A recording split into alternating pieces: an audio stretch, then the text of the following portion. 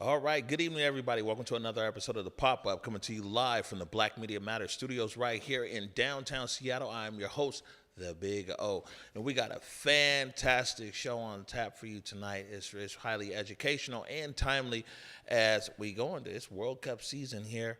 World Cup festivities start in just a number of days, and today's show, we're going to be talking about some of the things that community members should be aware of and on the lookout for, especially around the issues of sex trafficking and abuse issues around our community members and our city as a whole. And so we're going to be talking to LaTanya DuBois.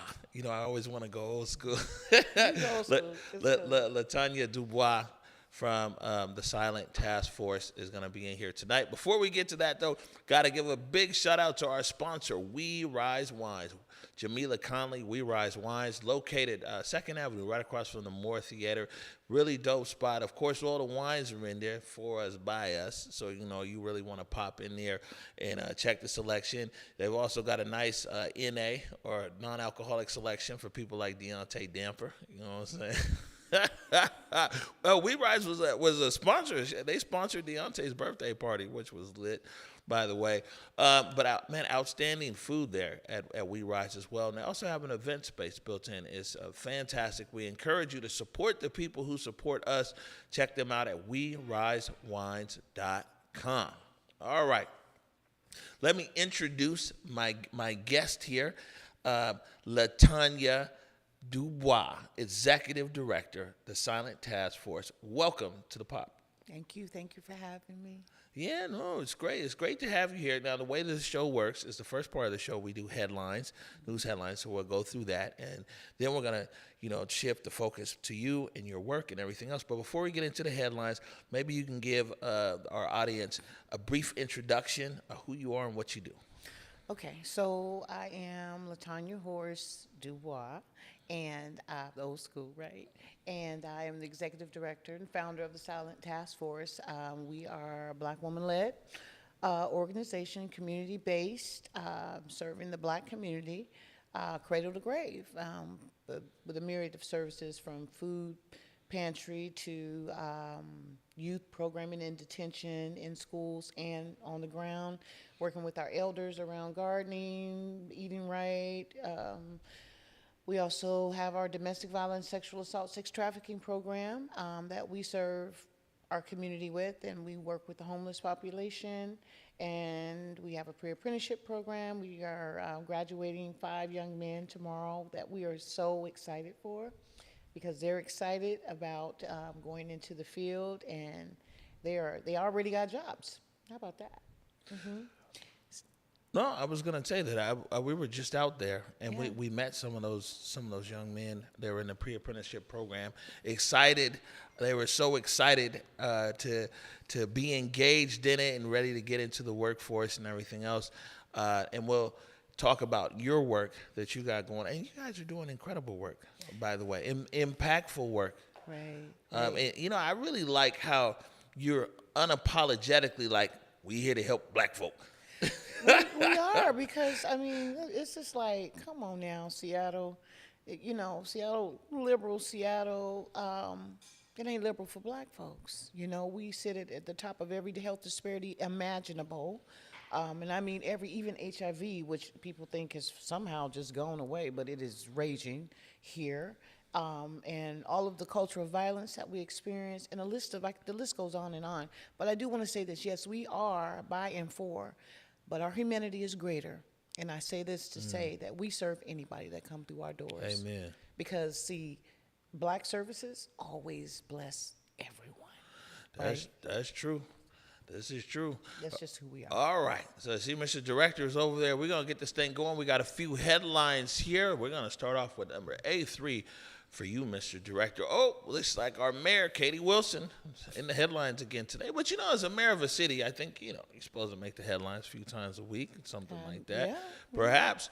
But this one right here, this is Mayor Katie Wilson's leader of shelter expansion plan leaves office. An article over the Seattle Times reported David Croman, hey, that's David, that's my guy, reports that Jon Grant, Seattle Mayor Katie Wilson's chief advisor and leader of her ambitious homelessness and housing shelter expansion plan, has resigned from his post effective June 1. Grant, a former strategist for the Low Income Housing Institute, known on the streets as Lehigh, was tasked with implementing Mayor Wilson's executive order to add 4,000 new shelter beds, including a goal of 1,000 by the end of 2026. However, his departure follows intense friction and a breaking point in relations between the mayor's office and the Seattle City Council over communication issues and disputes regarding council amendments to shelter legislation. 4 months in, or 5 months in. Somebody do the math. Anyways, new into the administration, Jon Grant is out. I know that housing and homelessness is also an area that you follow. Any thoughts here on this headline? Absolutely. The city has failed. The county has failed. The state has failed to deal with the homelessness crisis. I remember 20 years ago, when they held their first meeting before the King County Regional Housing Authority became what it was. They were calling all the providers in and they said, and the slogan became, we're going to end homelessness in 10 years. Mm-hmm. Okay, well, it's 10 years past that 10 years point. It's 20 years later, and it's out of control. We see more elders that are sick and houseless. We had a 70-year-old lady come in. She's homeless, she's an experiencer. We don't call people victims because that's not the language. The language is she's an experiencer of severe trauma from social and health, mental health, hospitals, and the community. So she's experienced so many levels of violence till it ain't funny. And she's somebody's mama, right? We got women and children sleeping in cars, sleeping under bridges. We have young men looking for an opportunity to get off the street and get a job or keep a job because the cost of living is so high, most people can't even afford to live in Seattle. Most people have been pushed so far out, like to the point to where most people buy houses in Puyallup now. Puyallup used to be all white. Now they got a whole football team, a whole nothing but black people out in Puyallup. I'm like, well, what happened? And I know this because I'm a football mom, and we used to go to Puyallup, and play football, the CD Panthers, right? We would play with those teams out there. Everybody was white. Now the whole team is black. The coach, the kids, everybody. I'm like, well, wow, demographics, geographics. It's definitely been a big shift. And I will say this, now something that really got on my radar, and it was actually at the Silent Task Force when it got on my radar, is that there's elders that are out there experiencing homelessness right now. There's I guess what I'm trying to say is so much when we think about is like homeless, shelter beds, things like that. We're thinking about our visible homeless a lot of times that we see here on the streets. They are the most visible that's there. I tell people all the time that homelessness, though, and unhoused it takes many, many shapes. Yes. And a lot of times we don't even realize that our buddy who's like, hey, you mind if I crash at your house for a few days? And they give you some excuse, I'm trying to do this and that.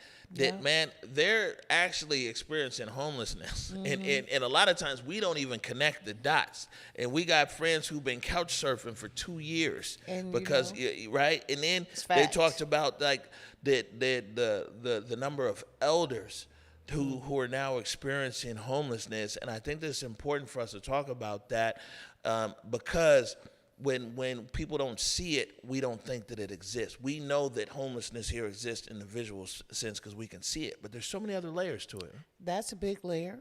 And like you, I'm just going to point out something that you said this is how we get down. We couch surf. Black folks, we couch surf until we can't no more.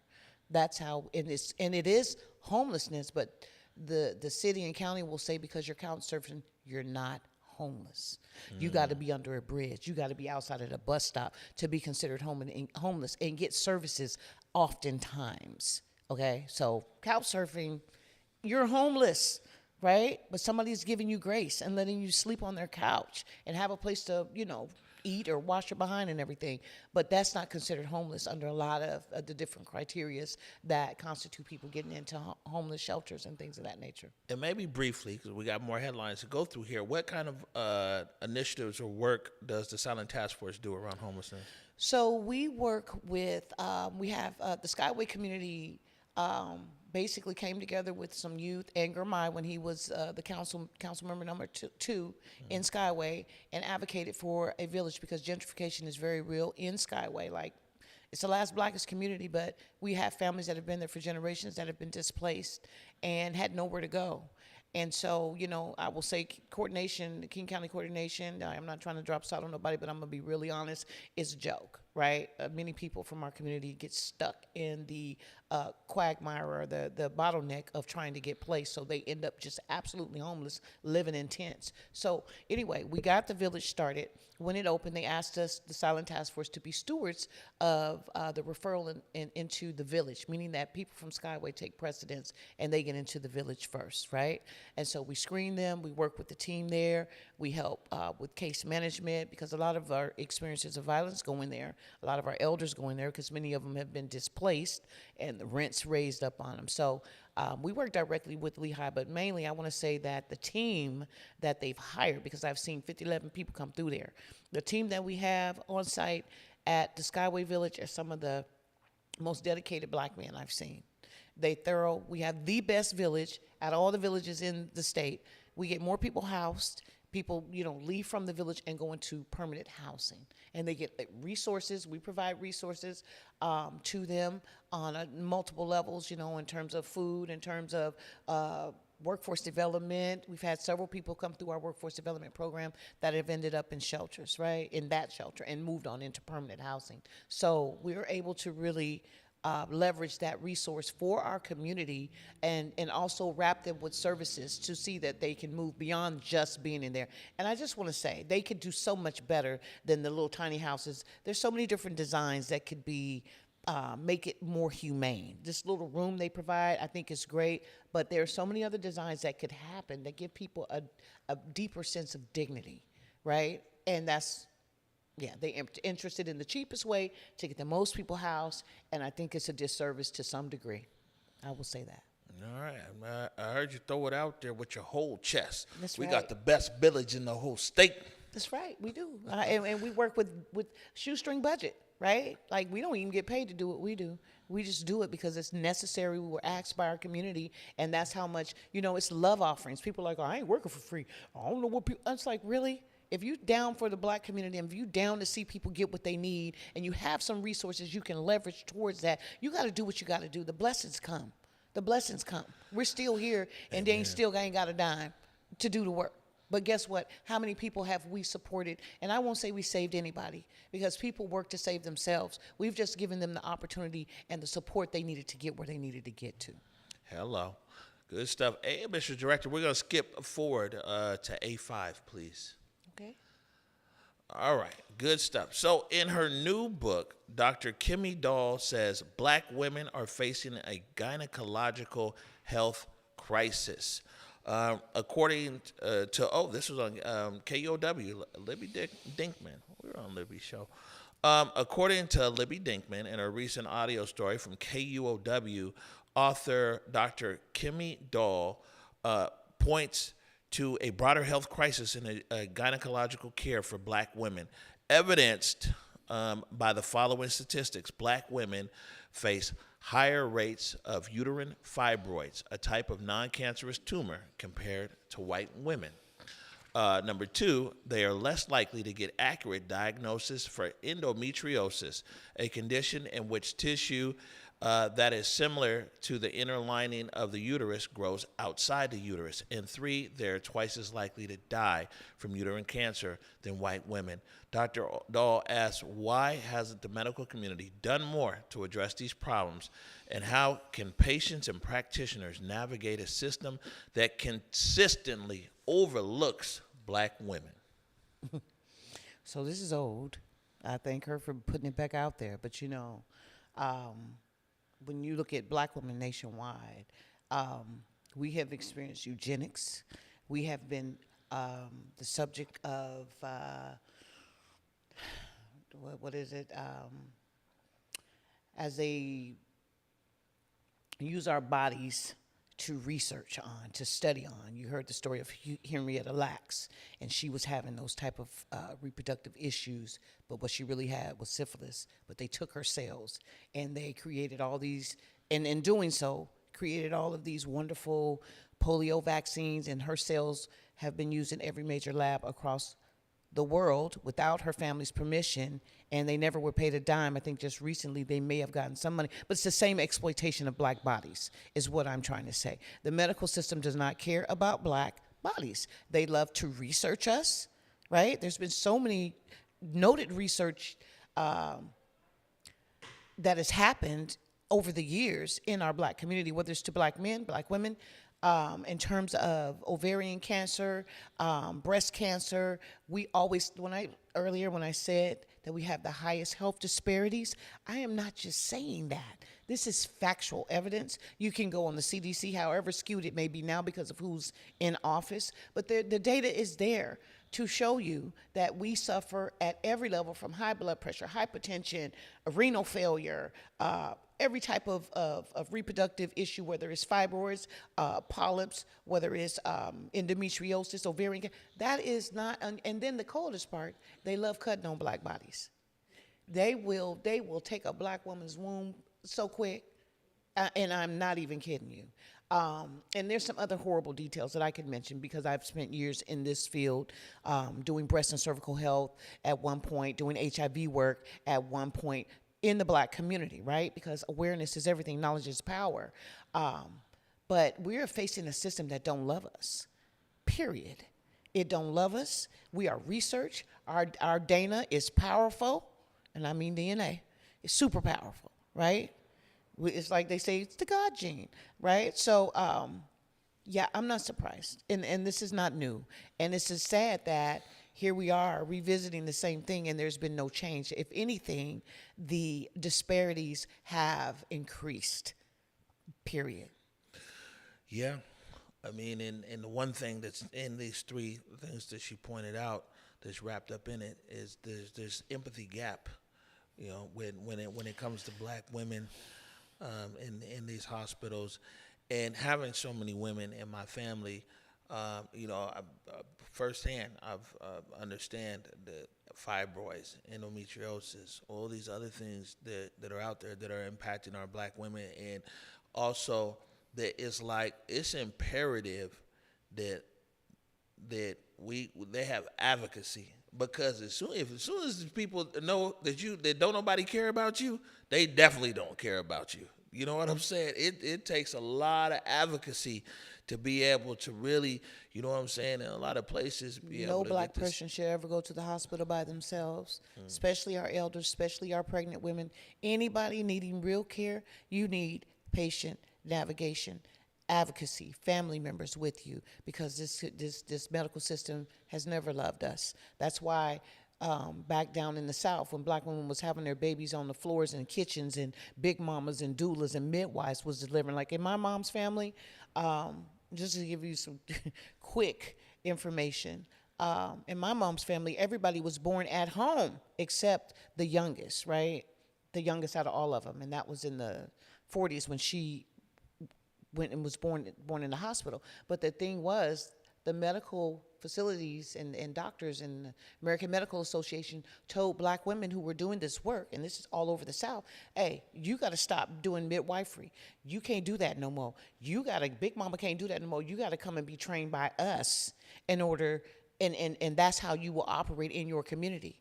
Meanwhile, our rates of infant mortality have skyrocketed, right? Because they stopped it. Now you got to go through their training and so, and understand too, a lot of these endometriosis and all of the other different reproductive issues that women have, it is through cellular DNA.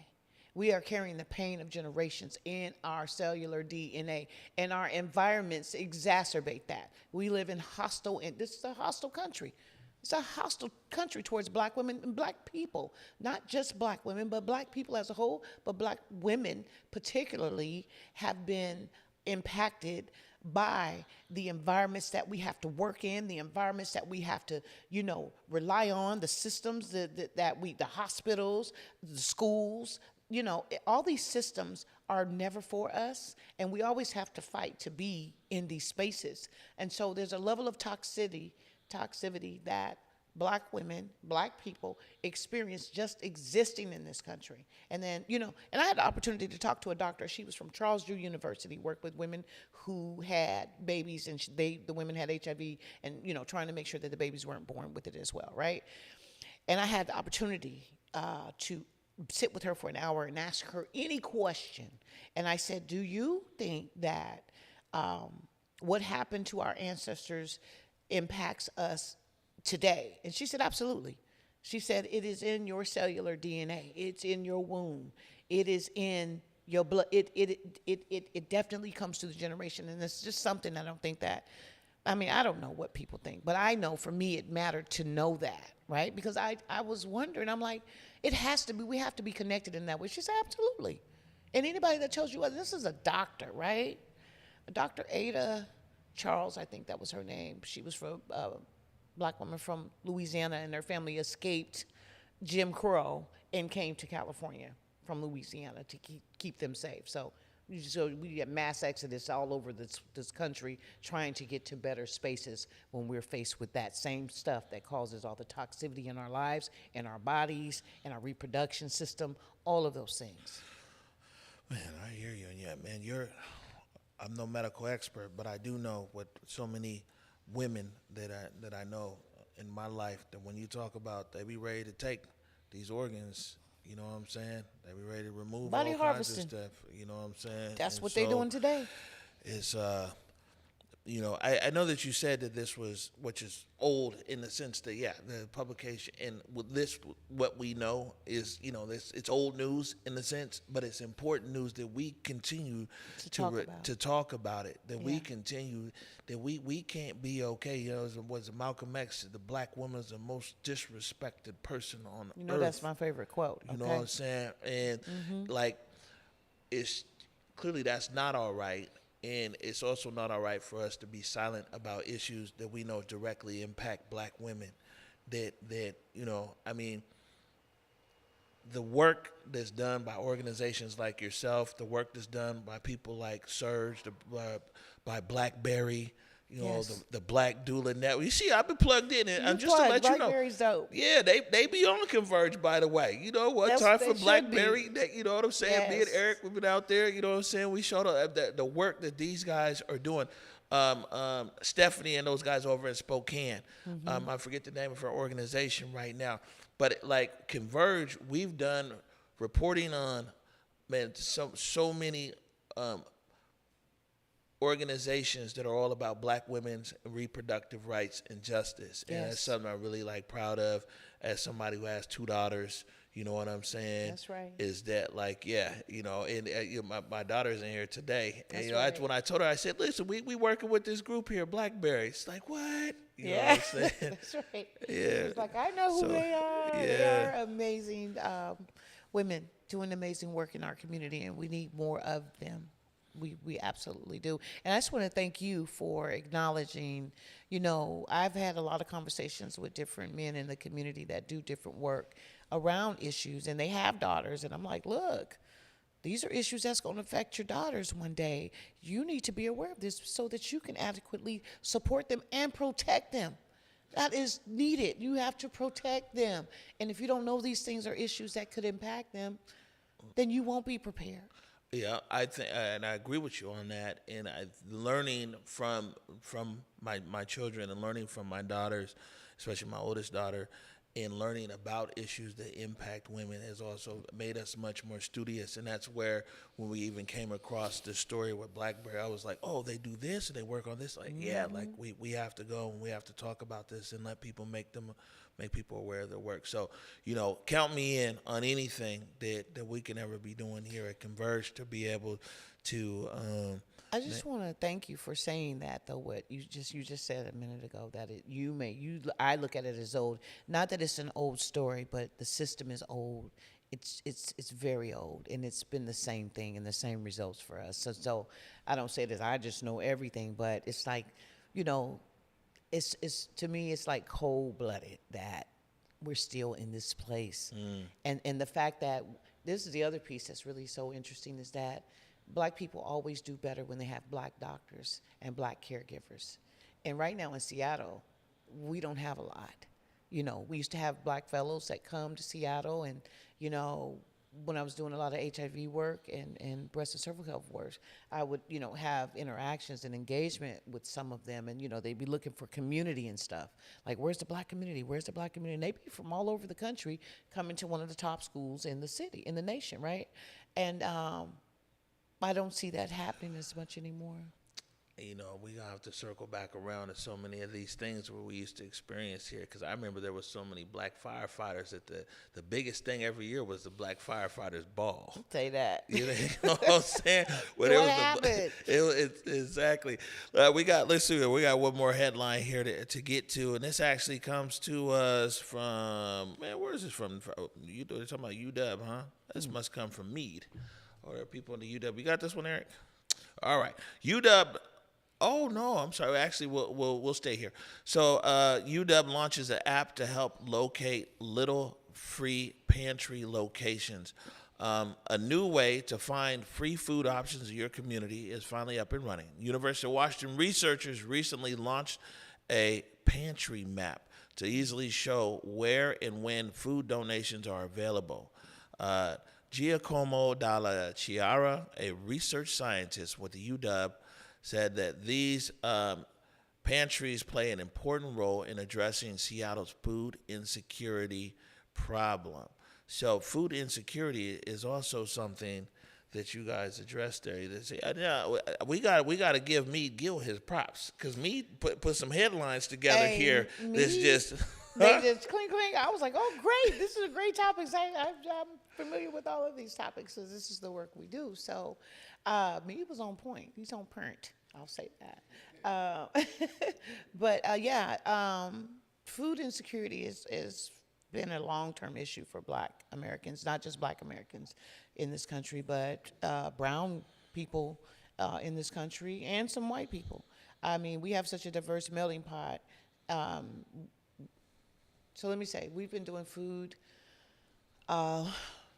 security work since 2019. And through COVID, after COVID, and currently. And I will just say that the need is greater. They're cutting people's SNAP benefits, making it harder for folks to feed their kids. And we know when folks go to the grocery store, you spend $100, you might come out with one bag. Like, who is that going to feed? And so, and then I'm gonna say this about Black folks, because we do this for our people, right? And they don't realize the labor of love or the love offering that comes behind it. But we didn't been all over Seattle and Kent in different places and spaces trying to get at Black people and give food to Black people. Black people would be like, give it to somebody else that need it. We good. Like, really? Are you really good? Because we pay attention to the food supply chain because we have to. We pay attention to the cost of food because we have to. And so we know that we're struggling. We know that this is an issue. And we know we got grandmamas taking care of multiple grandchildren. We got disabled folks taking care of other children. that, are theirs, but are, they disabled. We see so many kinship providers taking care of kids. We see so many families struggling. So it's like, it's for us, y'all. Please come see us. So we had to change the game, because when we initially started doing food distribution, we used to have, like in Skyway, on a Saturday, there's like three churches, and then there was us. And we would have like 200 Asian people, 100 in the front on foot getting off the bus, and then 100 in our drive-thru, maybe a little more, every Saturday. I wouldn't see but maybe one black person. And so I believe in equity. I'm like, where are the black people? They weren't nowhere to be found. So I'm like, okay, we got to change this up. We got to go find our people. We have to show up and deliver the food to them. We got to create a public message. We was looking at it everything has a solution, right? And so there are multi-pronged approaches to getting the information out, but also getting the food out. So through about a year of, just trying different things to get at the black community, we started with going to major apartment home living places. So Creston Point was one of the first. Creston Point has, I think, 1,150 people there, and half are under the age of 18, right? And this is old status, the old data because now every so often they have this cultural shift where like refugees and immigrants from other countries that come here end up in there. And then the black folks, they move on to somewhere else. It's so amazing to see this happen, right? But we see it. It's like now we have Middle Eastern people that are there, large families that are in the village, and they used to be Africans and African Americans and a few Russians. So we just pay attention to the ebb and flow of that. But we take our truck, we load up fresh produce and other items, and we take them, and I'm telling you, we clear out in about less than an hour. We just here you go. Can I have 2? I got 11 people in my family. Can I have 3 bags? We got, it's like, people are in, couch surfing is real. So they got 11 people in a 2-bedroom. Come on. What's really happening? So, and so we serve about 7 churches, because churches were the first food banks. What are we talking about here? So you serve the church. So the churches are a distribution point for you. You Yes, serve the church, and then parishioners or neighborhood people come now from the church to get the food that you're providing. That's just impact, right? It's like we don't got to physically give the people in your community the food, but we'll give you the food to make sure they have food, because we can do that, and that's what we do.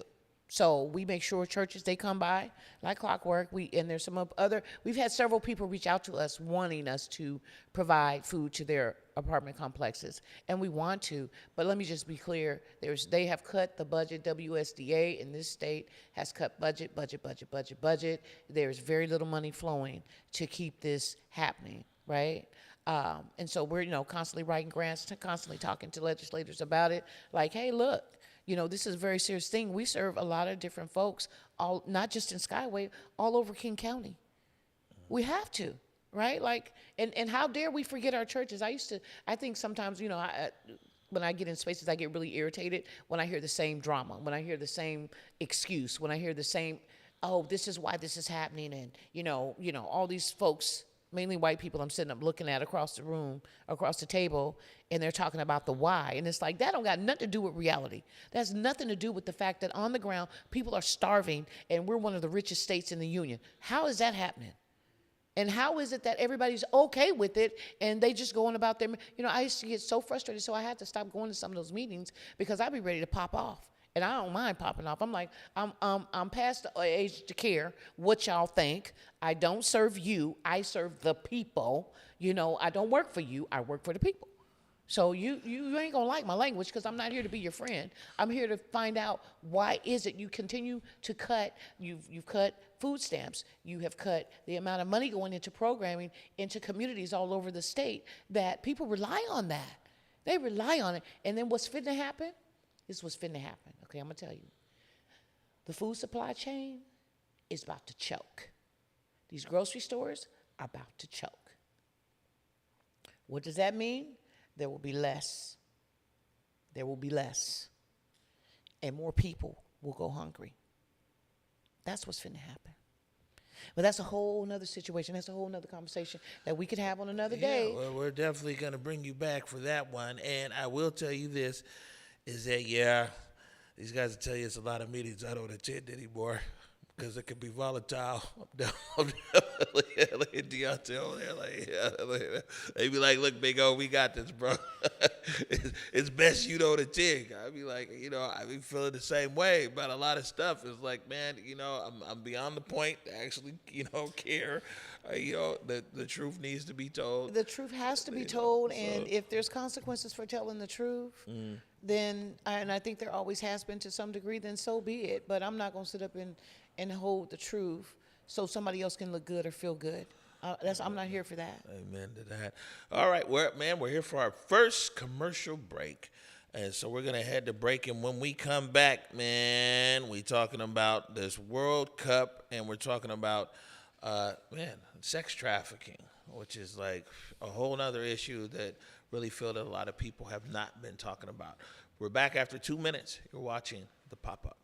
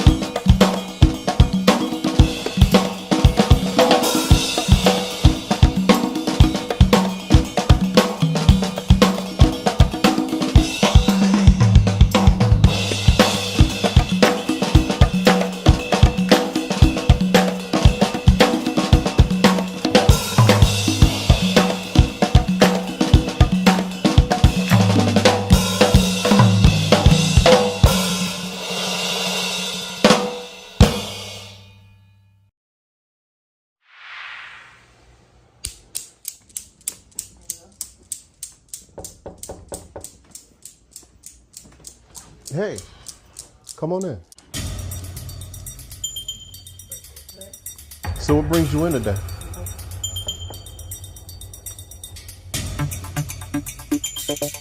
He think he know A me. man can't make a sandwich. He makes me sick. He doesn't know what he's talking about. Waiting. Just talking.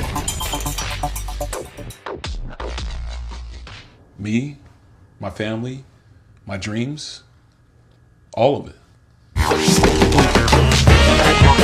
Acts on Stage presents the world premiere of Black Man Goes to Therapy. Running May 21st through 31st, this interweaving stage play tells of a reluctant wanderer's encounter with a therapist who's seen better days. Black Man Goes to Therapy is written by Jeremy Rubin and features Ariel Davis, Joshua Webb, Carl Covington, Courtney Williams, Franklin Johnson, Zakiya Carter, and Jeffrey L. Cheatham II, with direction by Isaiah Anderson Jr. This profoundly moving theatrical therapy session is an unmissable experience where the unapologetic hope is healing. Tickets available now at axonstage.com.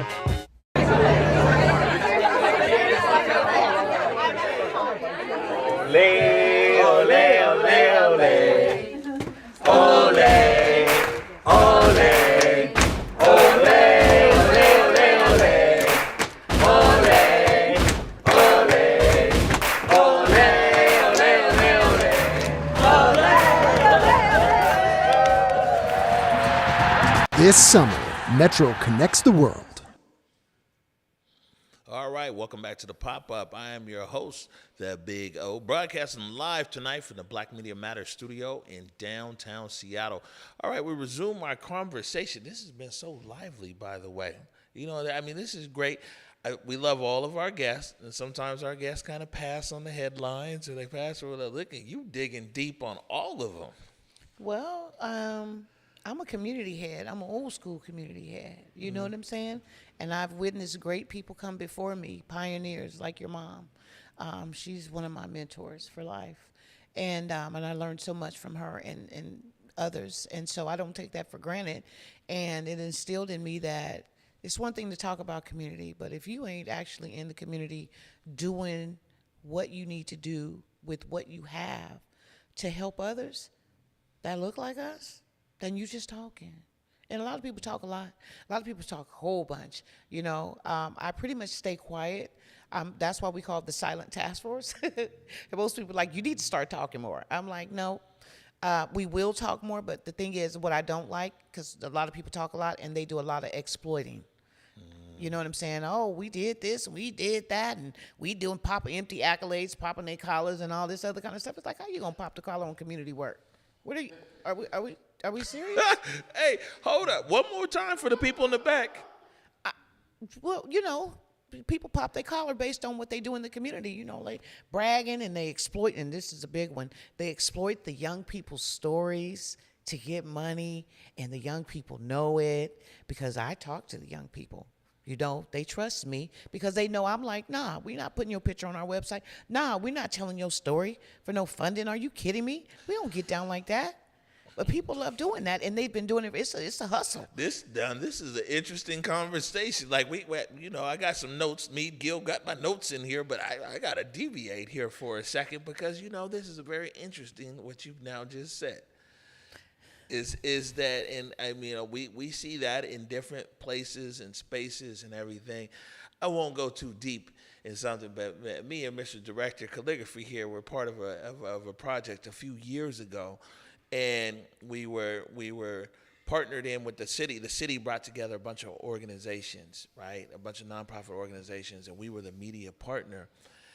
And there was a branding of some certain assets. And there was conversations there because guys were fighting over where their logo was going to go because it needed to be visible on the assets. Eric called me and told me that. I said, if you don't pull our logo off of all of this, I said, I don't even want to be. I said, take our I'm going to stop cussing over here. So I said, you take our stuff out now. Don't put our logo up. But he told me, he was like, no, they're fine because guys are like, oh, it needs to be more visible so we can get more funding of this, and I said, ugh. I was like, nah, man, just remove. We don't want the logo nowhere because that ain't why we out here. You feel me? Oh, I totally feel you. But see, people have, we kind of lost our way, but not lost our way to okay, so let me just say this. It's always the crab in the bucket situation here in Washington State and Seattle. They have done this for years. I have watched this happen even before I had my own nonprofit, but I watched black people fight black people for these little crumbs they throw from the table. You see what I'm saying? And don't mind, they take each other down, talk about each other, do all kind of foul, ugly, raggedy stuff that we ain't got no business doing to each other. Now, it's either what happens for the community is more important than you being mad because somebody got funding you felt you should get, It's like, make up your mind. What's the most important thing here? And why we ain't working together? So you got the funding. Why you ain't working with your brothers and sisters to do the work? Because first of all, one organization, and I don't care how much money they may have gotten, one organization cannot solve all the issues that our community has. And there are many. But what I refuse to do is sit up here and be out here in the community popping, talking about we do this, we do that. We do what we do. It's a labor of love. It is what needs to happen, and we don't need no empty accolades. You see what I'm saying? I'm not looking for somebody to say, oh, good job, LaTanya. You guys really, no, I don't want to hear that. What I want to hear is that people are getting housed. What I want to hear is that our experiencers are getting safe and are not being violated and intimidated because they want to speak out because they don't want to be harmed anymore. You see, because there's a culture of violence that happens here in Washington State that everybody seems to be okay with, or many people are, or many people just don't know because it ain't happened to them or somebody they love. You see, so for me, it's the results. It's the impact. I don't care about what nobody think. I didn't have all kind of things said, but guess what? I'm going to keep doing the work. We're going to keep doing the work. It don't even matter at the end of the day because we know what we're here for, and we're going to do it. We show up and show out and then move the hell on. Hello. LaTanya DuBois, Executive Director, the Silent Task Force. Now, one of the main things we want to talk to you about tonight, and clearly we could talk to you about a lot of different things, is with the World Cup coming up and the issue around sex trafficking and the threat to our community. And so I really want to give you some time here, and actually when we're done here, we're going to show a segment that we produced, the Summit on Crime Survivors, that there was a few months ago at City Hall, which you also premiering. So World Cup's right around the corner. What's going on? Well, we've been planning for some time. We are part of the first ever Black woman-led collaborative in Seattle, funded to do work around, they call it CSEC, commercially sexually exploited children and women, right? And so the name of that collaborative is STEA, Standing Together, Ending Exploitation. And it's comprised of several organizations that are Black woman-led. We have behavioral health, that is led by Ms. Nature, Carter Gooding, and then there's Beyond Measures. They work around substance use and mental health. We have Healing Bird Therapy, Black woman who does mental health counseling and therapy.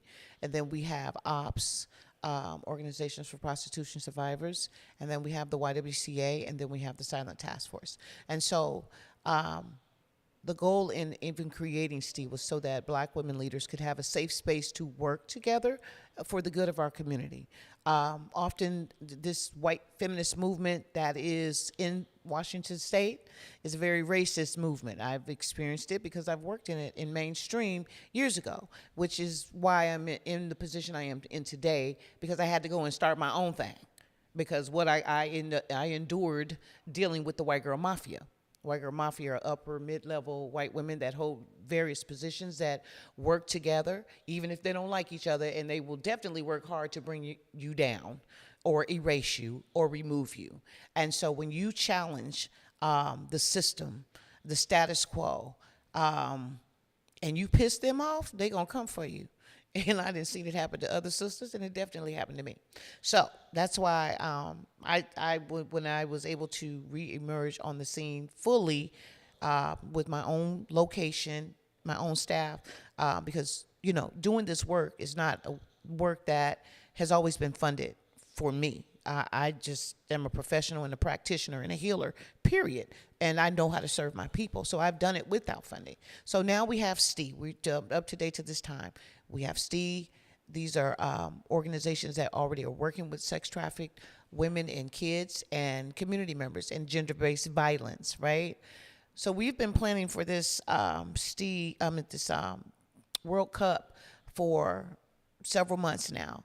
I will say the state is behind the curve. They are not ready. The city is behind the curve. They're trying, but they're not ready. The county, they're trying, but they're not ready. You have all these systems that have had all these meetings, and I've been in so many damn meetings. I'm like, really? Well, what are you guys going to do? Well, who's going to do what? Well, how are we going to? I'm like, ooh, You see, Black women don't think like that. We think like this. What's the issue? Who's most impacted? How do we make the greatest impact? And then more importantly, why in the hell we ain't talking to our community about this? Why are we the only ones holding this work like we can solve the problem by ourselves? That's redunculous. This is just beyond stupid, because the issue is when you don't make the community aware of things that are happening, they don't know. And when they do know, it's because they've been impacted by it, right? But if they're not impacted by it, they're living their lives, they're trying to survive, and they're taking care of their business, they ain't thinking about that, right? And so in order to create greater protective factors for our community, it is imperative that we speak out when we reach out to our community. I'm talking the Black community. Yep, I said it. I'm talking the Black community.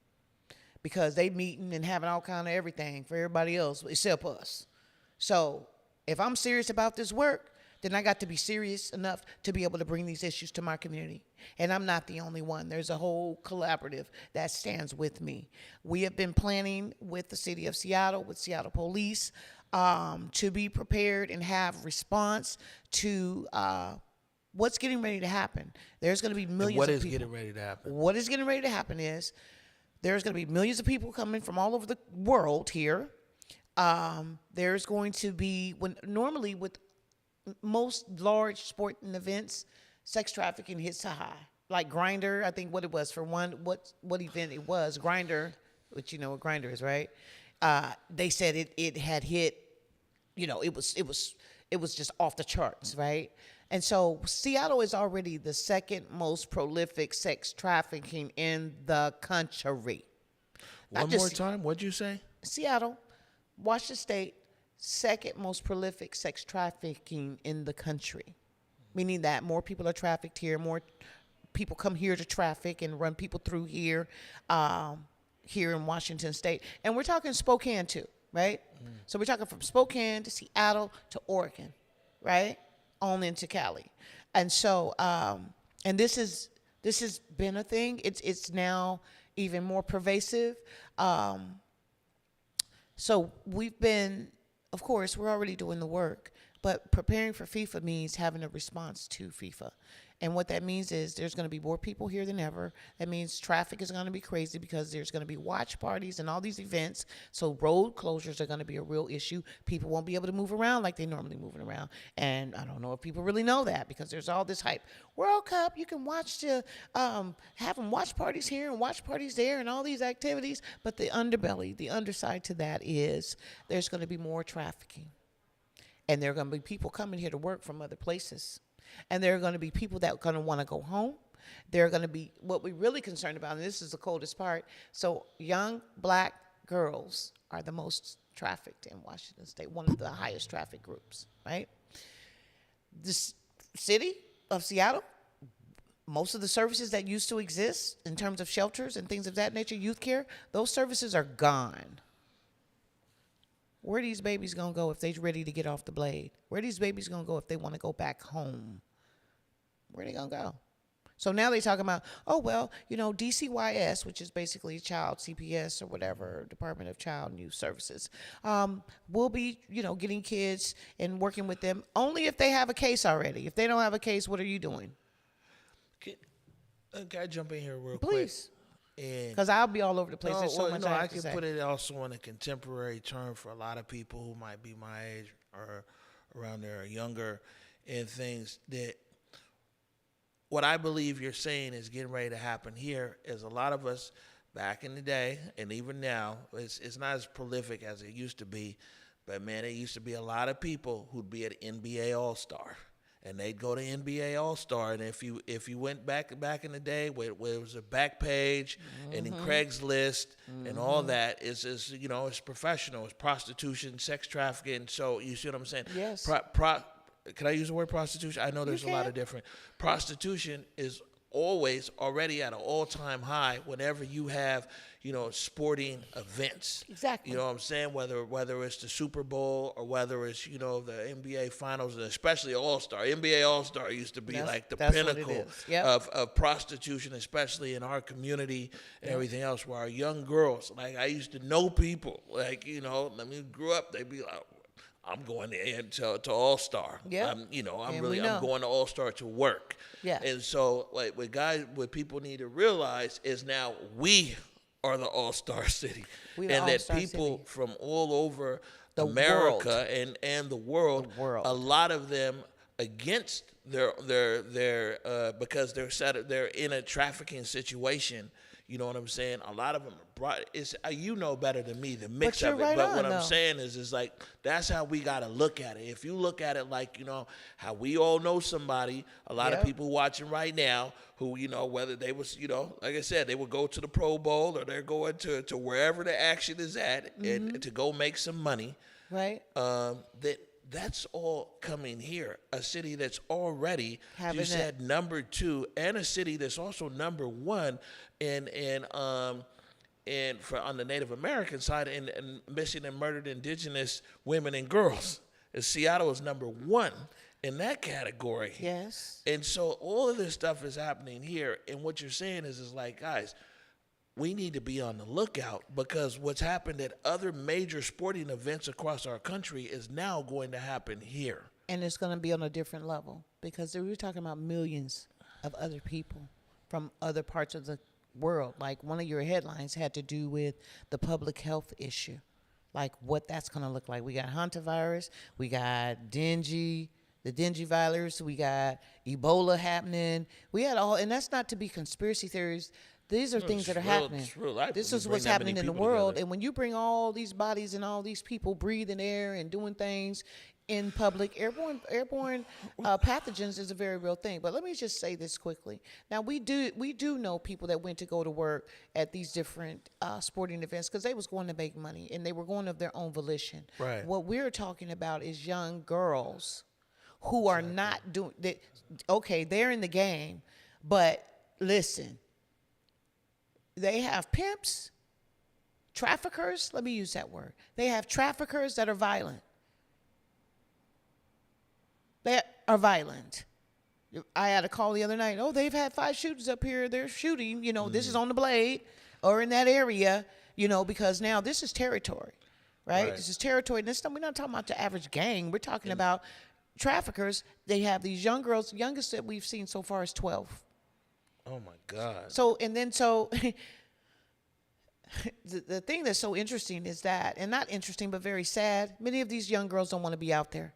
Many of them have been kicked out by their families. Many of them don't have no other way of making it. That's why many of them end up, their poverty is one of the main drivers as well. But then when you are being groomed in schools, online, it's happening. It's so pervasive. Like people don't know, like online is where a lot of the grooming happens. In schools, the girls are going into schools grooming other girls. Yeah, we've been hearing a lot about that. Oh, it's a fact. Well, it's a real thing. So, and a lot of these young girls don't know what they're getting into. And a lot of them, once they realize, and they don't want to do it anymore, they don't have a real chance of getting out. You gonna make this money. I'm making 5 bands off you. What you mean you don't want to do this no more? We didn't have girls that have been, have left and went home, and the trafficker will come get them. And the coolest part about it is a lot of the traffickers look like folks in our community. A lot of them is folks in our community, and that's the other piece that is so shit. That. And I'm gonna say it. We have folks that got 1 foot in the street, 1 foot in the work, and they are trafficking girls. And this is not a joke. This is not a lie. People can get mad, but I'm not somebody that you can punk or bully.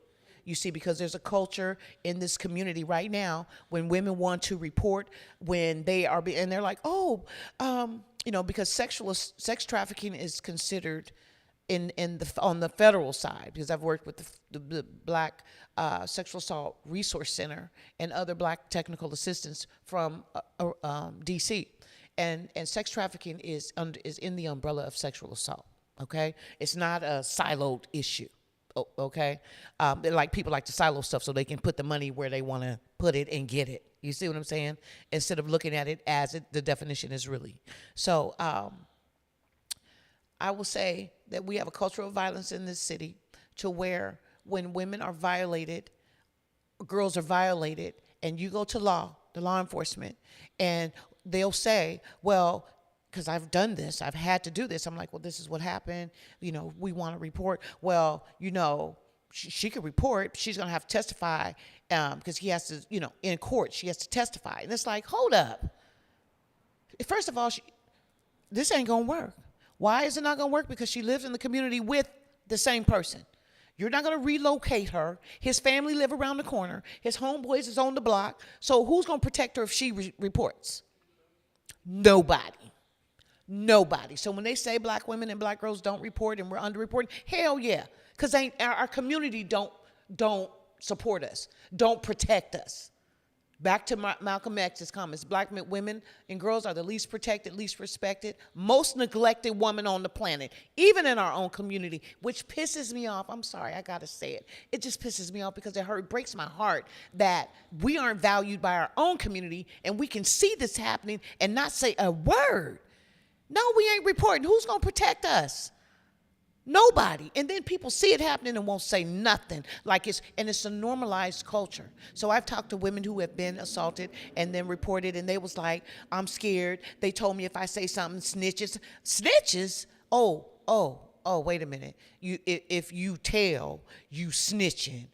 And I don't understand even how that is logical. Because I understand there's a street life and the street verbiage and the street this, that, and the third. But if we talking logic, if you are violating me and harming me and I don't want you to no more,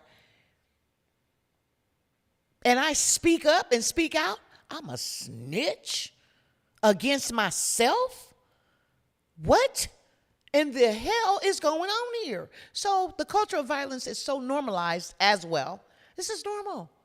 The community is not supposed to protect its women and girls. She asked for it. She's so fast. I'm so sick of hearing that. They quick to, my mom used to tell me when I was growing up as a young girl, she used to say, baby, I need you to understand this. As a woman, there are things that you cannot do that men can do. A man can walk down the street butt naked and they'll be like, that boy's so crazy. And the next day he got his clothes on, he handling business, and ain't nobody thought more of what happened. But if you do it, you will instantly become somebody's hoe. You'll be a bad person. You'll be a prostitute. You'll be promiscuous. You'll be X, Y, and Z and some more stuff. And I didn't quite understand. I was young. I was like maybe 8 when she told me that. And I was like, why my mama telling me this? But I grew to fully understand it in a way that is sickening and it's so sad, Women and girls, okay, so some women want to traffic themselves. That is fine. I ain't against nobody selling their body if that's what they want to do. But for folks that ain't even realized who they are, and this is all they got to survive, and you think that's what they want to do, that's not the case. But anyway, I've deviated. I'm so sorry. My passion has overflowed. No, you're quite all right.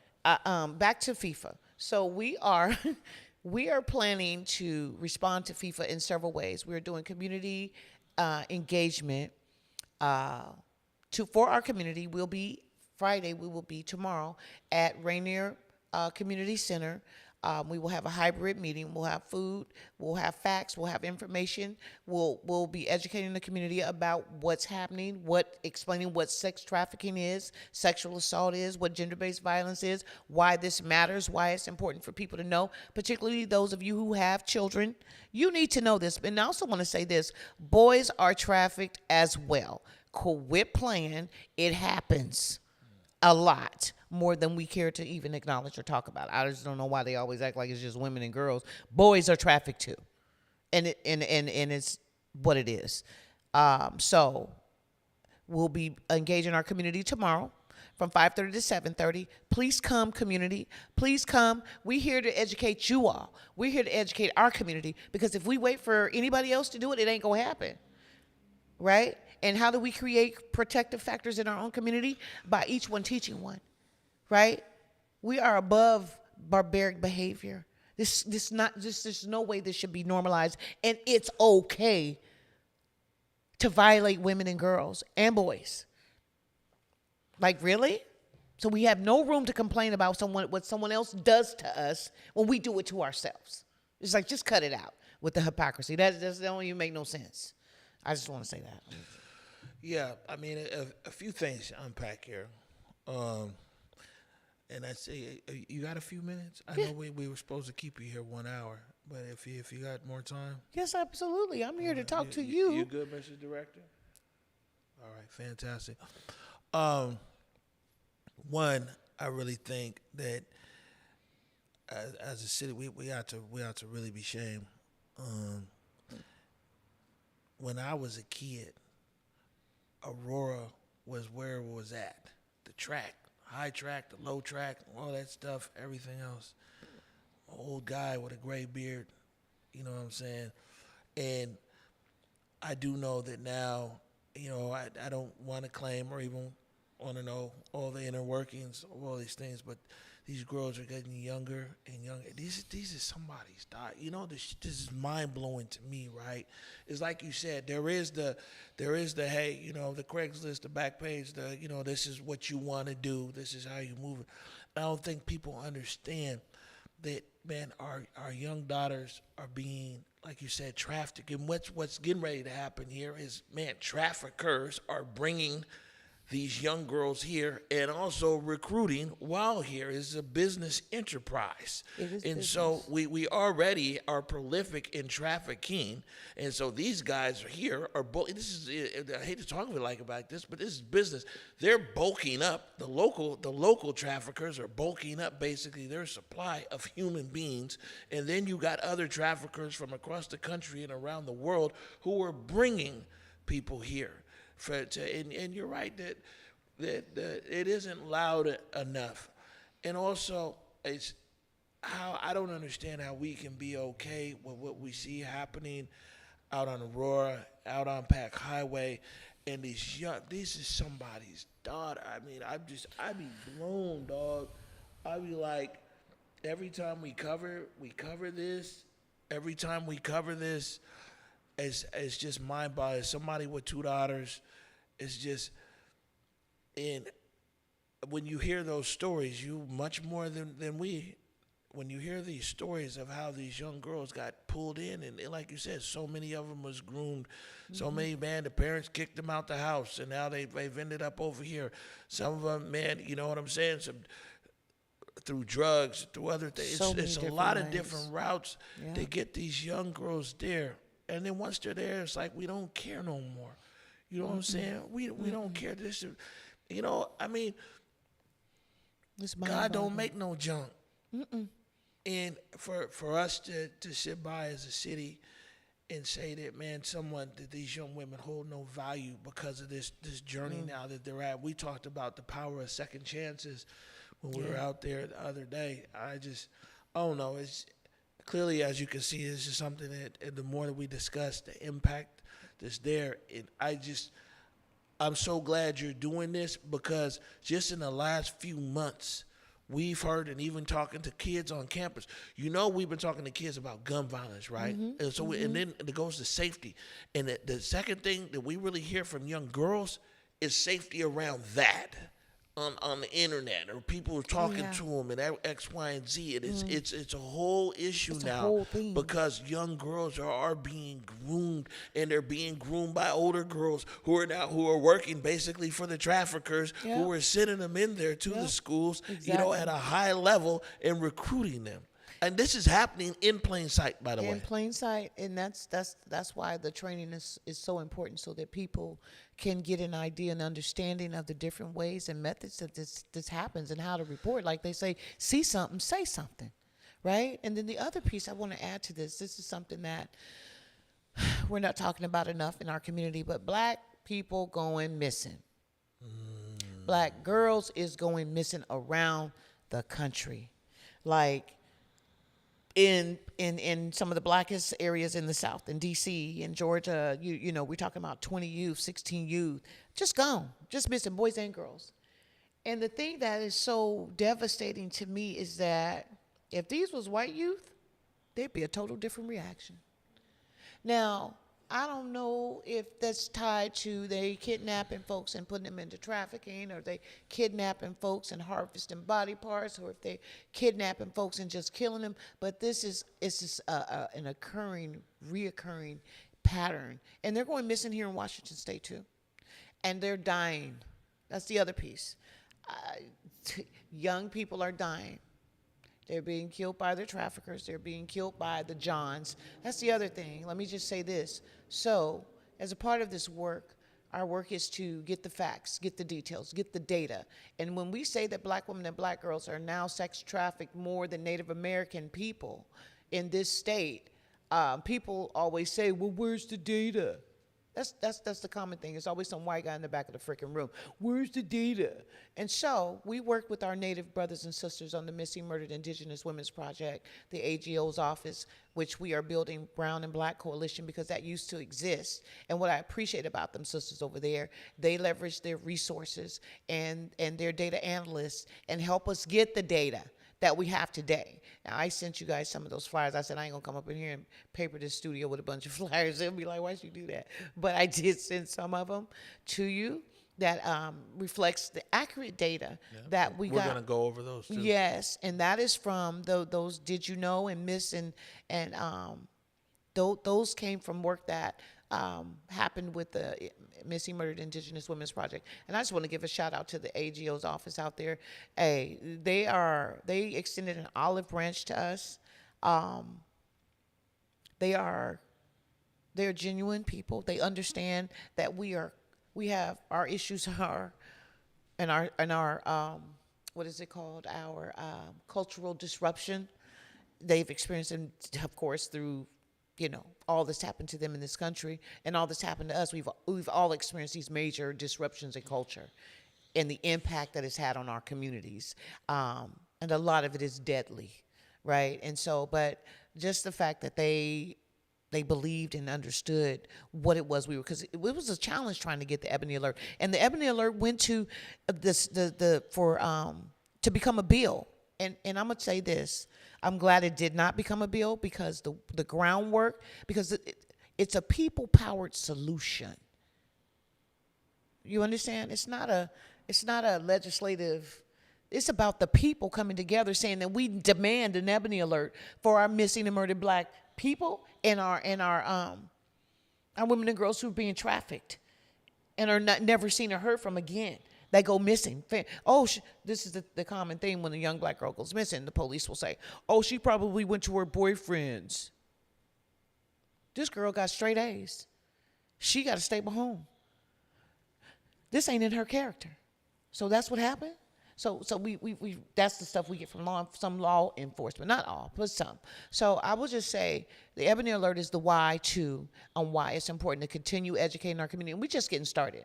Nobody's going to tell us not to talk to our community about the facts, because once the community gets involved in a deeper level, they can ask questions. Why is this happening? Why ain't nothing being done about this, right? Why aren't you funding our community? Because one thing is for certain, and two things is for sure: when Black folks serve Black folks in sincerity and honesty and transparency, we get the job done. Not only do we get the job done, we raise leaders. And that's what we need. There's no denying that. Man, it's a lot, man. I'm saying we talk for you for a long time. And I'll be honest with you, you got a lot to say. I do. I say that in the best way, that you have a lot to say. What we're gonna do right now is we're gonna play. We've actually got this video here from earlier this year, which you're featured in, which was from the summit, the Summit on Crime Survivors. Big shout out to Rami, for help putting this together. And that summit was actually focused on sex trafficking and those exploiters. We'll play that right now. This is an amazing survivor summit, the second of the crime survivors summits, but this is specifically a CSC survivor summit, so commercially sexually exploited individuals and survivors of commercial sexual exploitation. The survivors are really highlighted, and they get to talk about their stories if they choose to, and get the word out to the public, legislators, government people, whoever, just sort of helping people understand what it really is. We're having a great opportunity to bring people together, individuals and organizations, to talk about the challenges and the issues surrounding commercial sexual exploitation, which is very important topic that we need to address here in our city and our county. Understanding that it is an issue that is now out of control, and this is Black women and girls, and this is in Seattle, Washington, or across the state, and it's visible. It's not a secret. We are the second most prolific sex trafficking in the country. Part of the issue in the Black community is that these issues are normalized. It's apathy. If it's not happening to me, I don't care. And I'm sure there are other deeper underlying stigma and stereotypes that go with that. But in order for us to make this shift, we have to do more education and outreach, and the community deserves that. They need information and facts, not mis and disinformation. So this is an urgent topic, and we need to tackle this, and we need to talk about it. The survivors are part of our community, and we can't just look away. We need to be there for them. It's not enough to just listen to the stories of survivors and providers. We really need to find solutions to this problem. All survivors are feeling like local government is not showing up for them like it should. It's really elevating the issue in a way that people need to hear. People need to hear from the silenced voices of survivors so that we support them, so that we protect them, so that we do our jobs and don't forget. It can be too easy to forget that we owe something to the people who are survivors. That's why this is important. I think the shoes pretty much speak for themselves. I mean, I think they're very powerful. This particular project, which we've been doing for the last 3 weeks, was specifically for the summit. If their shoes could speak, what would they say? What their experience was. The survivors, the women, the artists getting ready, being able to talk about what happened to them. So there's beauty, but it's also, taking a toll. Making art is extremely therapeutic. So it's a way for someone to talk about their story, to express things that are, maybe up until now have been inexpressible. It's certainly a part of their healing, which is a lot about what this summit's about today. This bill will really, change the narrative, dismantle the myths that no one is for sale. What I hope out of and what some of the elected officials can really receive today is being able, to get together collectively, work with the community to bring about more of a rigorous action and solutions for our community. A friend who was working at Rest, she told me what Rest was doing. I started in the shelter, 24-hour shelter, working nights. There's so much trauma in their stories. And when you experience the level of trauma that they experienced and come out of the darkness and you're able to speak about it and share with others, that takes a great deal of courage. It was very powerful, and I appreciated each and every one of them being able to tell their story and share in front of others, because it's not easy. That's like bearing your soul. Thank you. To be blunt, to say thank you for raising your voice and having your voice heard. We didn't have people who came and helped. We didn't have people to assist. We didn't have people to basically come and be that person to avoid the challenges that these people have been facing, that what's been happening in our city, in our county, on Aurora and other places, around the city. These survivors are explicitly reminding us today that listening is important, but it's just the first step. It is an encouragement for us to, especially in government and in community, to take action to support survivors and to try to stop from creating the next generation of survivors. The biggest thing that I've heard and what I see and want to do is making sure we're doing things that are not going to ever just be performative, but are actually going to deliver results to the needs we're hearing that are lacking right now. And at the same time, we need to make sure we're centering the survivors and victims to make sure we are actually making a difference in our streets. This work needs to keep happening. We need to keep talking about survivors. We can't not listen to survivors. We can't say, oh, these stories are so traumatic. Yeah, they're traumatic, but imagine what it's like for the people who have lived through them. It's hard for you to listen to them, but these people have lived through them. So we need to constantly show up for them. This is an urgent call to action for everyone. And I hope everyone shows up. And everyone can make a change, whether you're in an elected official's office or just a regular citizen.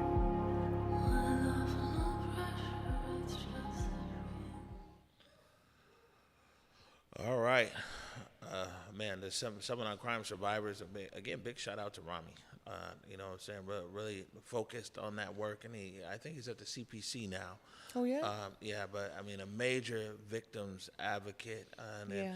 you know, it's converged. I mean, we vetoed all this because I know we got other stuff to get to, but I was just saying, man, the victim's voice be left out, and that's why a lot of times you find our camera there where the victim, you know what I'm saying? Yeah. And our system, as you heard these numbers and everything else, is disproportionate funding towards the perpetrator and the victim, and these victims are sitting there trying to put their lives back together with very little resource and everything else. And so, you know, the voice of the victims is important, and we want to continue to be on the side of those most impacted. And I think that sometimes, you know, the way that it is right now, one, is kind of greasy, but two, you know what I'm saying, in our community and in our neighborhood, somehow the people who do us the most harm get all the resources. You know what I'm saying? Like, it's upside Sure down. you want to talk about that? The people who are harming us, the people who are harming our communities get an abundance of resources, Facts. and the victims are left there with nothing to put their lives back together piece by piece. They're sitting there oftentimes with empty chairs at the table, and it could be because they've lost this loved one now, you know what I'm saying, to a homicide, or they've lost them to these streets, Yeah. and they've been victimized. Oh, I'm gonna say this because we have a lot. I have a lot of mothers a lot of people that I know that I just raise my children with in community. A lot of these mothers have reached out to me, and they've lost their children, and they've been engaging with these resources that were supposed to be supporting families that lost their children, and many have called and so it's not necessarily my field, but it is my field because I care about women and children, and the work is centered around our community in that way. But I mean, I don't get any funding for that, but I leverage what I have, and the complaint it's been a fiery complaint that I've talked to maybe about 10 different moms that have lost their children. And they say that the organizations that are supposed to be tasked with helping them have not helped them. One mother, and of course I'll never speak their names, but was like, girl, they were supposed to help pay for my son's funeral, and all they paid for was a half a suit. And then asked for all the receipts for everything that I paid for, and dropped some pop and water off at the repast. And that was the extent of services. Meanwhile, she's now lost her place. And I think she called, the last time I talked to her was a couple of months ago. She said that out of all these women that she's also friends with, some of them are friends, some of them she's gotten to know because they've lost their children too. So they're, working together.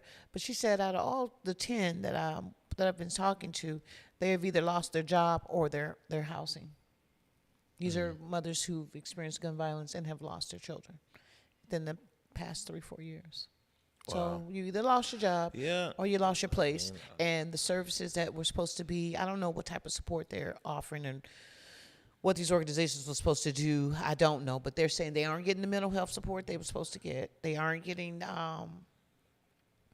other wraparound services that they were supposed to get. So I can't say here nor there, but I don't discount any experiencer's experience, and I don't discount what they believe their experience is, and that they've been treated a certain way that wasn't what it was supposed to be. So I'm not here to say that they lying, because that's not my job. My job is to help support my community.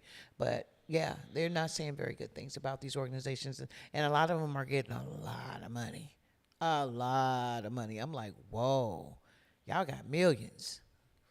And still, this lady's suffering over here like that. But I stay in my lane. Man, so we're going to do some of these did you knows. We're a little disadvantaged here today because we don't have a monitor. So, but once you put up the first one here, Eric, you're going to have to tell us what it says. This will be C1. Did you know that black women and girls represent nearly 40% of survivors of sex trafficking in the United States? The highest among all racial groups, despite being only 15% of the female population. And that is from the National Human Trafficking Hotline data, Rights for Girls in 2024. Right, and our viewers can see that now up on the screen. Yep, it's up on the screen. Oh yeah, this is fact. A lot of this is current data, right? It's not easy to pull this data because a lot of when we were initially trying to seek out the data, how they categorize black people as black people that go missing or that have been murdered. If they, say for instance, they don't have ID on them or they're biracial or whatever, they're not counting the numbers in a way that reflect us. Right, and that was, one of the things that we were told when we were initially trying to get this data. But yeah, that's pretty sad, and those numbers are awful, and they're only getting worse. Right. I think we got time for one more, Eric.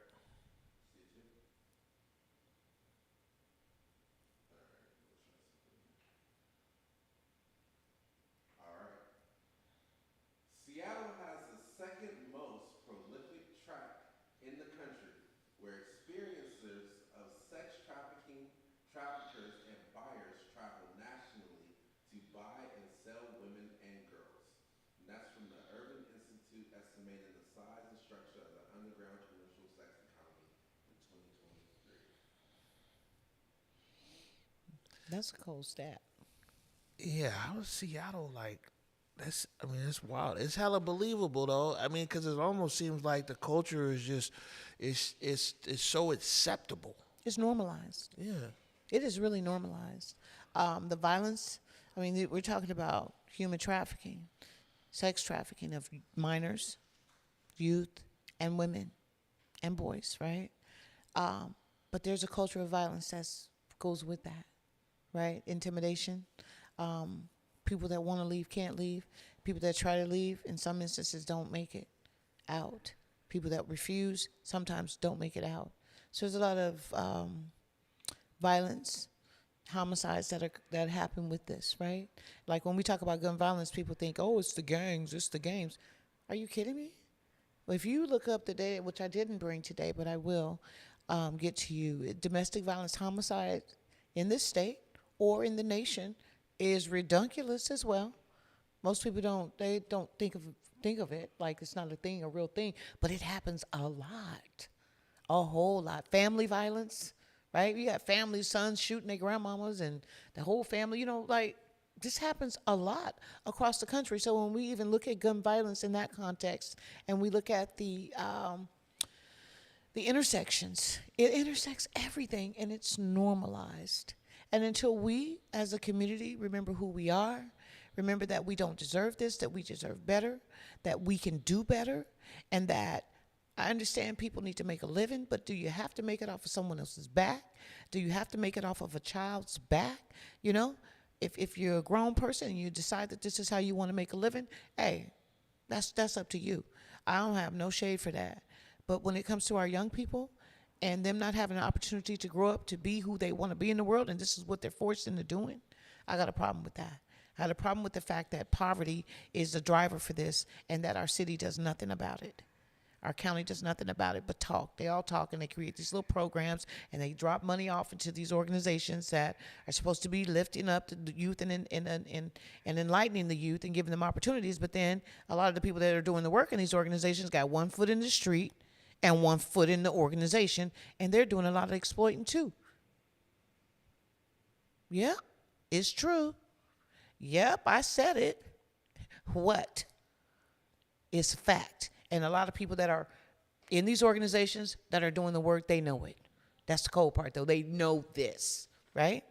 So, community, until we can get to act right and really, do as the people that came before us that did the work that has happened, that's framed the framework for us to stand on their shoulders and do what we do today, you're not honoring them by doing this. It's a hustle now. You're totally desecrating the work that happened, right? The people died, sweating, and bled for this. And here we are today taking these opportunities just to make money and not seeing the vision through, not showing the integrity that needs to happen in the scope of that. The love you're supposed to have for your people is not there. It's all about money.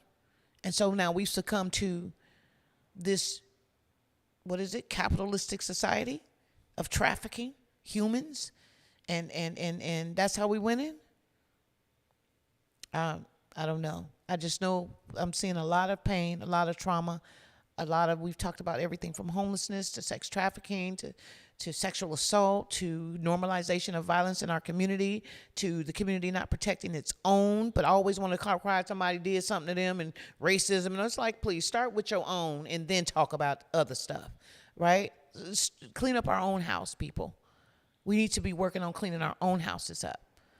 And that is the black community. We do have a black community. However dispersed and displaced and misplaced as we may be, because we are, and a lot of that is not by choice.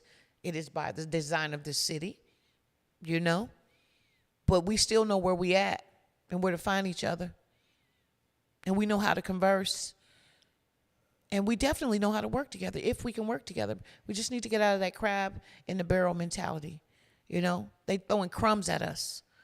They got millions, and they throwing crumbs at us to solve problems that require a lot more, and not necessarily money, but require a lot more of us being together on the same page. Everybody don't need to be the chief.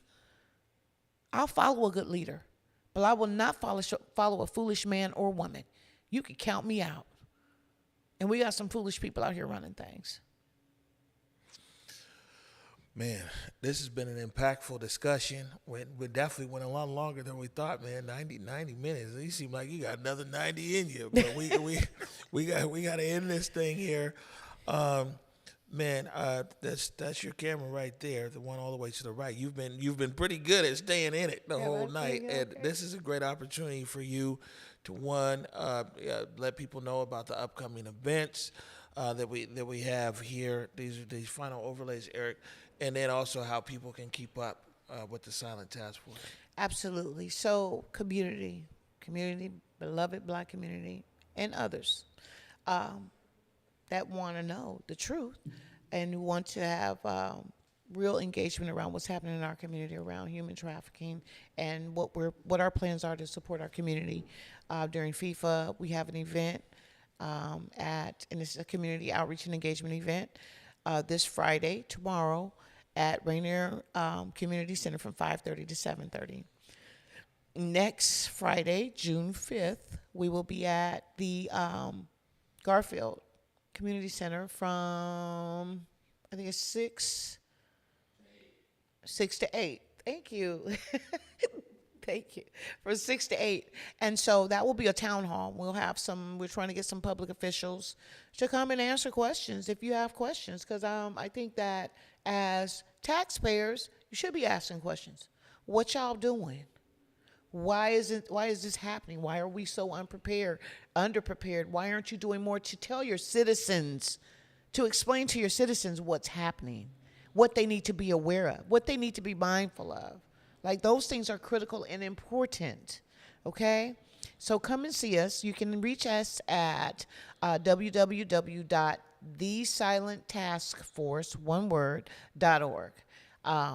And that's our website. You can send information. You can ask questions. There's a referral for those of you that are looking for shelter, that are looking for food, that are looking for other resources. You can be referred right on the website as well. And if there's any donations, there's a donation button. Hello. And then LaTanya's definitely told you throughout the night all the different impactful work that the Silent Task Force does. So, yeah, man, feel free to support LaTanya DuBois. Thank you so much for joining us on an extended version of the pop-up. And then, I look forward to your return here. I hope that you'll continue to come here and update our community, and that you'll always feel home right here in the Black Media Matters studio.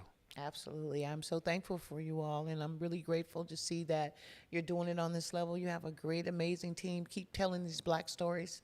Keep telling our current situation so that people know what's happening, and don't let anybody dim your light. We need that. We need you. We need what y'all doing. So thank you again. You're very welcome. All right, we're going to wrap it up here on behalf of my fantastic live director, Mr. Eric Calligraphy. Thank you so much, brother. Man, we're out of here till tomorrow, where we got TK. TK will be in the house. If you remember the Seattle protest, you remember TK. And so we're going to get an update. Until then, tomorrow, 9 p.m. Peace.